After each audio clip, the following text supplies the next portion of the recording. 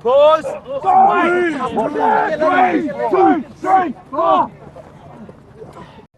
How's it, guys? Chris here from Cowboy Rugby. Great news today. Springbok squad has been announced. So after my video from yesterday, I'm going to take a look and see how I did. As you can see in the graphics there, the pass mark in South Africa these days at schools is 30%, I think. So I'm still going to claim the win.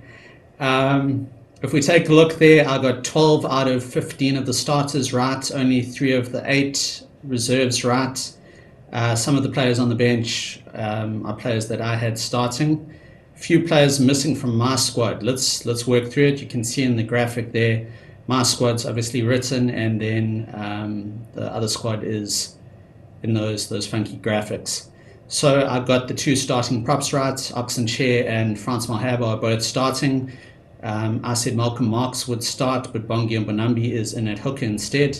I got both locks right, both flanks, Khaleesi and Peter Steff. I said Ulrich Lowe was going to start, but Jasper Wiese is starting and Ulrich Lowe is on the bench. I got the starting scrummy and fly half right. Pleased to see Manie Libbok being shown faith by the coaches. Good for him to just get back on the horse. I'm hoping that somebody else will do the goal kicking and just leave him to play his natural game. As I've said before, they never bugged Stephen Larkham with that, and I don't think anybody's going to call him a bad fly half. If we look at the rest of the back line, I got both wings in Arendse and Colby. I got both centres. I got fullback Ronglo. I didn't see Apulele Fassi starting. I thought Willie Leroux was going to get a start since he was kept back. And as I said in my previous video, I thought this would be a swan song for him. He's getting on a bit, and I don't think retirement is too far off, unfortunately. Would have been nice for him to get a cap here, a final cap, and then a few caps overseas to bring him up to 100. If we look at the bench, as I said before, I had Bongi on the bench, but they've gone for Malcolm. Gerard Steenkamp, I got Thomas du Toit I had in, but Vincent Koch is on the bench again. Ulrich Lowe and Kwagga Smith. Another thing about the bench I got wrong, I said 6-2 split. They've gone 5-2 split. So I had Reinach and Pollard there. They've got them, but they've added Lekanyo Ulrich Lowe is on the bench. I had him as my starting 8, as I said. And then Kwagga Smith is on the bench to add some impact later on. So overall, very strong side, very happy to see this team coming out. Quite a few changes from last week. If we think back, Ben, Jason Dixon, Marco van Staden has dropped out. Makazola Mapimpi's out with Kurt Lee obviously switching across. Lekanyo has dropped to the bench. Thomas du Toit is out as a starter. So Jan-Hendrik Wessels isn't the reserve hooker. That's another change there. So quite a few changes there to the squad. That's at least 6. So good to see them bringing back some of the more experienced guys in what is a must-win situation for the Boks.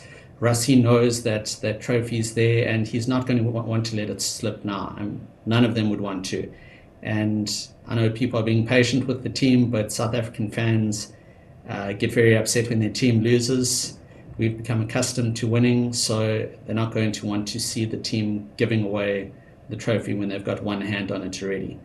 So with the permutations at the moment, Argentina have to win with the bonus point, and they need to score 3 tries more than the Boks score, and they need to beat them by a huge margin. I think it's about 38 points.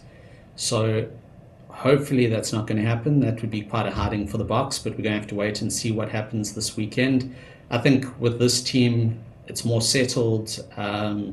You've got the established old heads there in Etzebeth. Siya Kolisi's back to provide that leadership. Sorry, that's another player who's out, is Salman Murat, so that's 7 changes at least there.